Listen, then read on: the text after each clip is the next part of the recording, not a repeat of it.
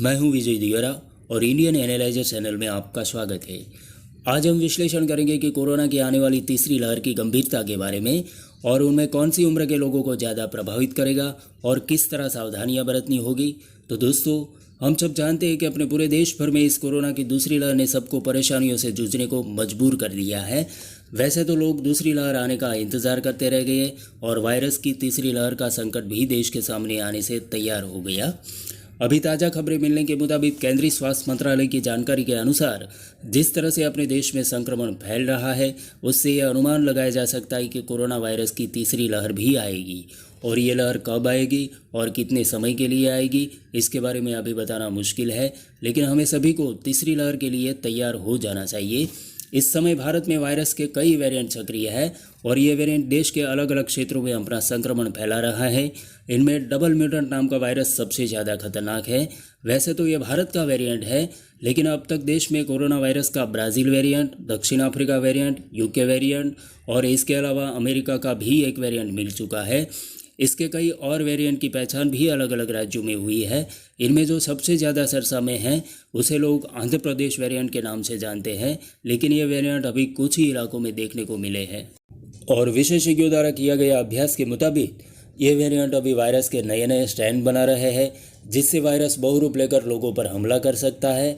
और ये सब वेरिएंट की वजह से देश में कोरोना की तीसरी लहर का आना निश्चित माना गया है। जब कोरोना की पहली लहर आई थी तो कोरोना वायरस के मरीज को लगभग 10 से 11 दिनों में फेफड़ों को ख़त्म कर देता था, लेकिन अब दूसरी लहर में ये समय 6 से 7 दिन हो गया।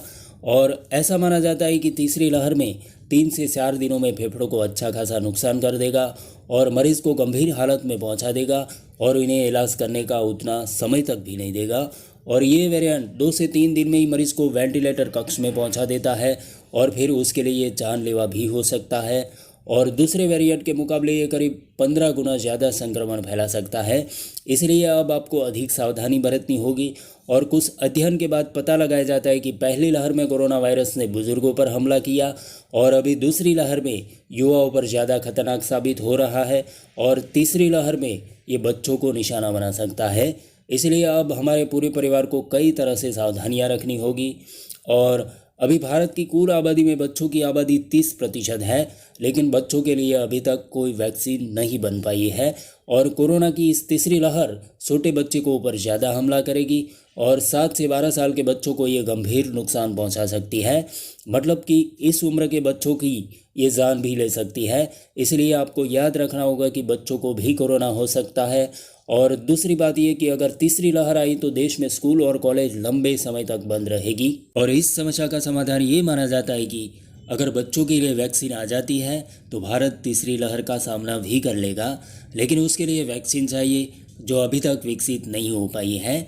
जबकि भारत बायोटेक कंपनी भी इस पर काम कर रही है और उसकी वैक्सीन अभी ट्रायल के दौर में है। इसके अलावा सीरम इंस्टीट्यूट ऑफ इंडिया ने बताया कि वो अक्टूबर महीने तक अपनी वैक्सीन तैयार कर लेगा। और अमेरिकन कंपनी फाइजर ने बच्चों के लिए वैक्सीन बना ली है और कनाडा में 12 साल से अधिक उम्र के बच्चों के लिए मंजूरी भी दे दी गई है।